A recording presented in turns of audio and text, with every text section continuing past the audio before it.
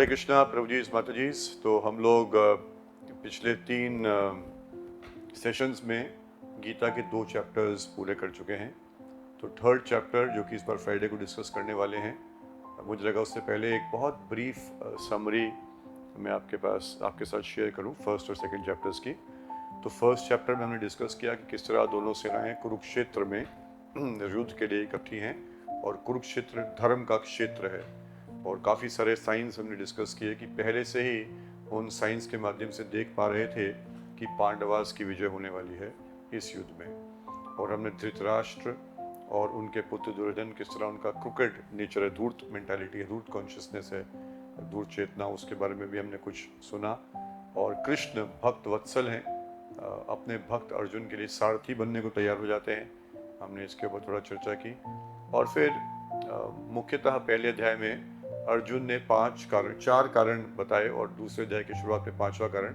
तो 5 कारण बताए अर्जुन ने कि वो क्यों युद्ध नहीं करना चाह रहे या नहीं कर पाएंगे। तो पहला बताया था उन्होंने कंपैशन, करुणा का भाव।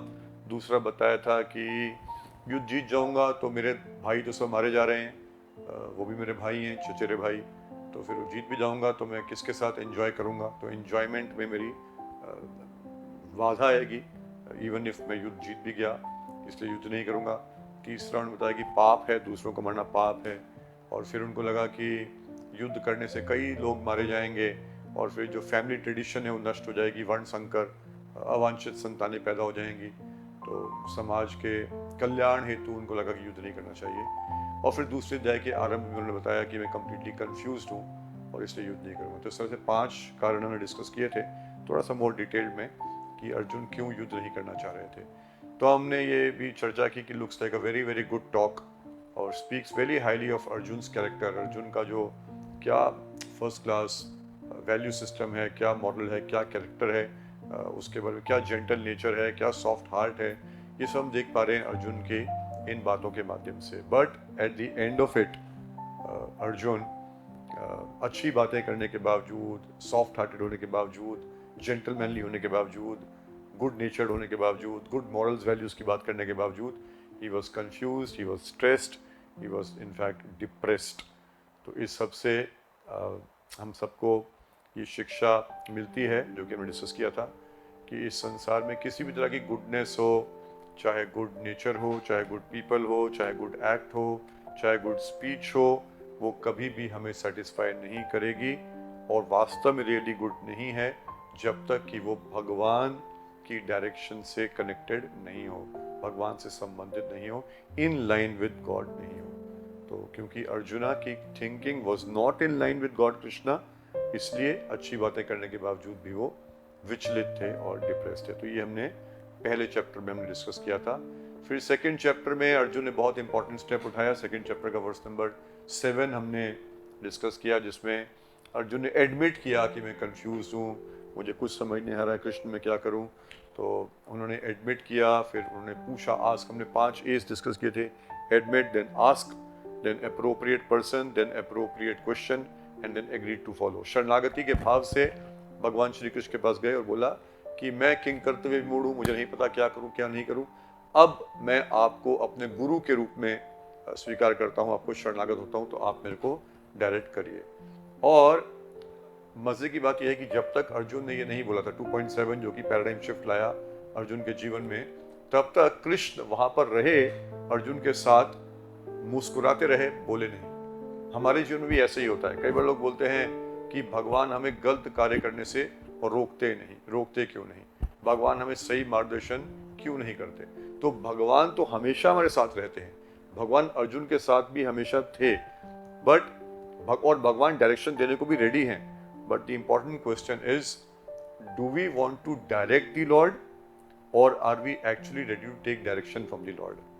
तो पहला चैप्टर गीता का ये दर्शाता है कि Arjun did not want to take direction from the lord, he was rather directing the lord. वो भगवान को बता रहे थे, ऐसी मेरी सोच है, ऐसी मेरी सोच है, ऐसी मेरी सोच है।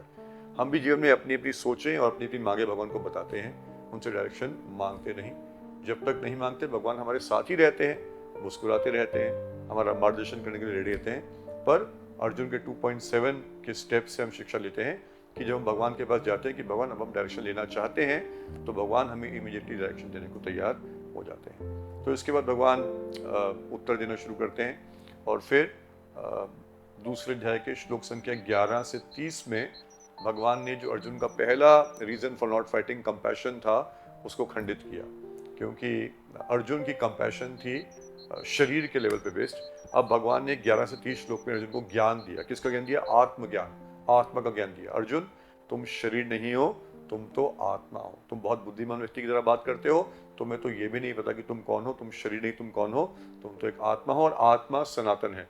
तो भगवान ने सबसे पहली शिक्षा गीता में दूसरे अध्याय श्लोक संख्या 11 से 30 आत्मा के बारे में शिक्षा अर्जुन को दी और उसके माध्यम से बताया कि अर्जुन, जो तुम्हारी कंपैशन है, करुणा का भाव, वो मिसप्लेस्ड है, क्योंकि तुम शरीर के कंपैशन की बात कर रहे हो, पर शरीर तो कोई है ही नहीं, ये तो सबके सब कौन है? आत्मा। हमने एक उदाहरण डिस्कस किया था, कोई व्यक्ति डूब रहा है तो डूबते व्यक्ति को बचाने के लिए हम उसके कपड़े लेकर आ जाए और बोले कि बचा लिया, तो कोई फायदा नहीं है, क्योंकि व्यक्ति तो डूब गया, केवल कपड़े लेकर आ गए। उसी तरह केवल शरीर को बचा लिया परंतु आत्मा के लिए कल्याण नहीं किया तो कुछ लाभ नहीं हुआ। तो इस तरह से भगवान ने पहला जो रीजन था अर्जुन का, उसको रिजेक्ट किया। फिर श्लोक संख्या 31 से 38 है दूसरे अध्याय के, वर्सेस नंबर 31 to 38, उसमें भगवान ने अर्जुन का जो दूसरा रीजन और तीसरा रीजन क्या था? एंजॉयमेंट। भगवान एंजॉय कैसे करूंगा, सब लोग मारे जाएंगे, एंजॉय कैसे करूंगा? और तीसरा क्या था? कि अरे पाप लग जाएगा। तो इन दोनों कारणों को भगवान ने खंडित किया। तो भगवान ने कर्म कांड के लेवल पे की बात की, क्योंकि एक्चुअली जो अर्जुन का ये जो बात थी, ये पहली बात से नीचे का लेवल था। पहले कंपैशन की बात कर रहा था, पर अब उसका लेवल नीचे आ गया, उसकी चेतना नीचे आ गई। और अब क्या बात कर रहा है? कर्म कांड में एक्चुअली यही होता है। कर्म कांड में I am the centre of attraction, मुझे क्या चाहिए, बस मैं केवल उसके बारे में सोचता हूँ। मुझे क्या मिलेगा, मेरा कैसे लाभ होगा, मुझे कैसे सुख मिलेगा, बस सिर्फ मैं और मेरा की बात करते हैं। ये कर्म कांड है। और इसमें कोई भगवान की इंस्ट्रक्शंस को फॉलो करता भी है, भगवान की पूजा पाठ करता भी है, तो किस लिए करता है? केवल फियर के कारण, कि यदि ऐसा नहीं करूंगा तो आय हाय मेरे साथ कुछ गड़बड़ ना हो जाए। तो आउट ऑफ फियर लोग कर्मकांड करते हैं और उनको कोई भी नॉलेज नहीं है कि वास्तव में क्या पाप है और क्या पुण्य है। तो अर्जुन के साथ यही सब था, क्योंकि हम आत्मा हैं, तो अगर हम फियर के कारण केवल पूजा पाठ करते रहेंगे, भगवान को बीच में बिठाएंगे, तो आत्मा कभी उससे संतुष्ट नहीं होगी। अर्जुन संतुष्ट नहीं हुआ था, एंजॉयमेंट की बात कर रहा था, पर अपनी एंजॉयमेंट की बात कर रहा था, उससे उसको संतोष ना तो युद्ध जीतने से मिलता, ना युद्ध हारने से मिलता। और जैसे मैंने बताया कि अर्जुन को ये क्लियर, जिसको अर्जुन ने बोला पाप है, भगवान ने कहा ये तो तुम्हारा कर्तव्य है। और जिसको अर्जुन सोच रहा था बहुत अच्छा है, मैं किसी को नहीं मारूंगा, भगवान ने कहा ये ना मारना तो पाप है। तो बिल्कुल उल्टा हो गया। तो कर्मकांड में ऐसे ही है, हम कुछ सोच लेते हैं परंतु वो सही है नहीं सही उसके बारे में ज्ञान हमें नहीं होता। तो इस तरह से 31 से 38 श्लोक में भगवान ने अर्जुन को ये बताया कि भाई तुम युद्ध हार गए और मारे गए तो कोई बात नहीं, स्वर्ग मिलेगा, और युद्ध जीत गए तो राजा बनोगे, तो तुम्हारा लाभ है, इधर भी लाभ उधर भी लाभ। किसका लाभ? तुम्हारा लाभ। तो भगवान ने कर्म कांड के लेवल पर अर्जुन को बताया।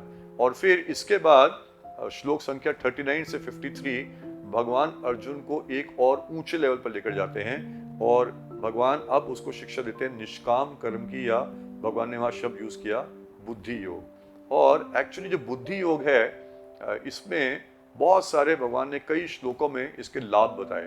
तो श्लोक संख्या 39 में भगवान बताते हैं कि बुद्धि योग या निष्काम कर्म करने से एक व्यक्ति कर्म बंधन से मुक्त हो जाता है। श्लोक संख्या 40 में बताते हैं कि निष्काम कर्म या बुद्धि योग करने से एक परमानेंट गेन प्राप्त होता है। जो भी लाभ मिलता है वो लाभ कभी हमसे छिन नहीं पाएगा। देखिए, आत्मा सनातन है, आत्मा के लेवल का लाभ सनातन है, शरीर के लेवल का लाभ कुछ टाइम में नष्ट हो जाएगा। तो निष्काम कर्म करने से लाभ मिलता है वो लॉन्ग टर्म सनातन लेवल पर हमें लाभ मिलता है। फिर ये भी बताया कि बुद्धि योग या निष्काम कर्म करने से हम ग्रेटेस्ट फियर है उससे हमारी रक्षा होती है। और एक मनुष्य के लिए ग्रेटेस्ट फियर क्या है? एक तो मृत्यु का, और दूसरा जो बुद्धिमान व्यक्ति है मृत्यु के बाद क्या होगा?